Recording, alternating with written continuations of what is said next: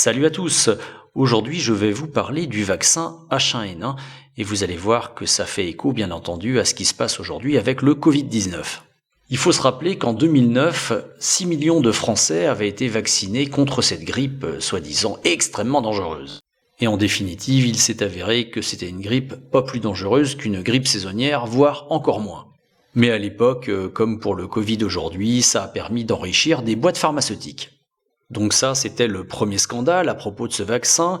Et le second scandale concerne les personnes qui ont eu des effets secondaires et qui n'ont toujours pas été indemnisées.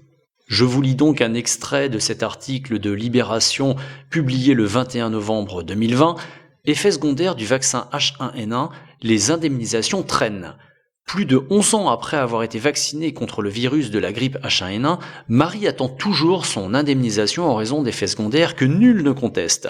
L'État doit payer, car il s'était engagé bien vite auprès des firmes pharmaceutiques à indemniser les victimes. Voilà, c'est assez clair, les victimes n'ont toujours pas été indemnisées 11 ans après la vaccination des effets secondaires de ce vaccin. Et aujourd'hui, au niveau du Covid-19, il faut savoir que c'est le même scénario, à savoir que les firmes pharmaceutiques ne seront pas responsables des effets secondaires, mais ce sera directement l'État. C'est hallucinant, mais oui, c'est comme ça. Autrement dit, on peut s'attendre à ce que les victimes d'effets secondaires du vaccin Covid-19 ne soient toujours pas indemnisées en 2030. Donc ça, c'était le deuxième scandale. Et maintenant, Arte va nous parler du troisième scandale concernant ces vaccins H1N1 dans un reportage diffusé en 2009 pour nous parler de l'inquiétude des Allemands face à l'existence de deux types de vaccins. L'un avec adjuvant, le Pandemrix, et l'autre sans adjuvant, le Selvapan. Pose avec inquiétude les Allemands.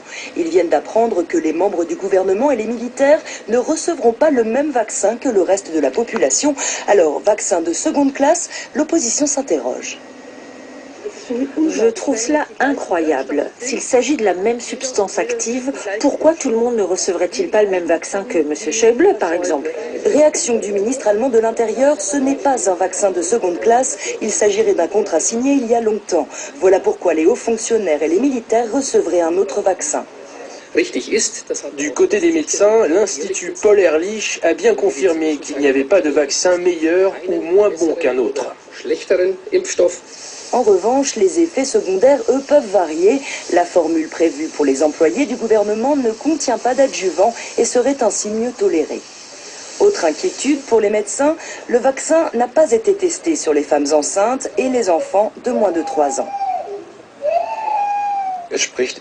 À l'heure actuelle, il n'existe aucun argument en faveur de la vaccination. Le produit qui a été commandé présente trop de risques, bien plus qu'il n'est nécessaire. On aurait parfaitement pu produire un vaccin de manière plus conventionnelle et qui aurait été mieux toléré. De son côté, l'industrie pharmaceutique dément. La préparation commandée chez GlaxoSmithKline serait parfaitement sûre. En France, où la campagne de vaccination commence demain, le débat est le même. Les premiers vaccinés seront les médecins et les personnels soignants, mais parmi eux, un tiers se dit déjà prêt à refuser le vaccin. Au total, selon un sondage publié dans le Figaro, 60% des Français ne souhaitent pas passer par la case vaccination. Même tendance outre-Rhin, où la polémique pourrait bien décourager encore plus de gens. Pour finir, n'oubliez pas de liker, commenter, partager cette vidéo, de vous abonner à ma chaîne, de me soutenir financièrement sur mon compte Tipeee ou sur mon compte Paypal. Je vous ai mis les liens dans la description. Et sur ce, je vous souhaite une bonne journée.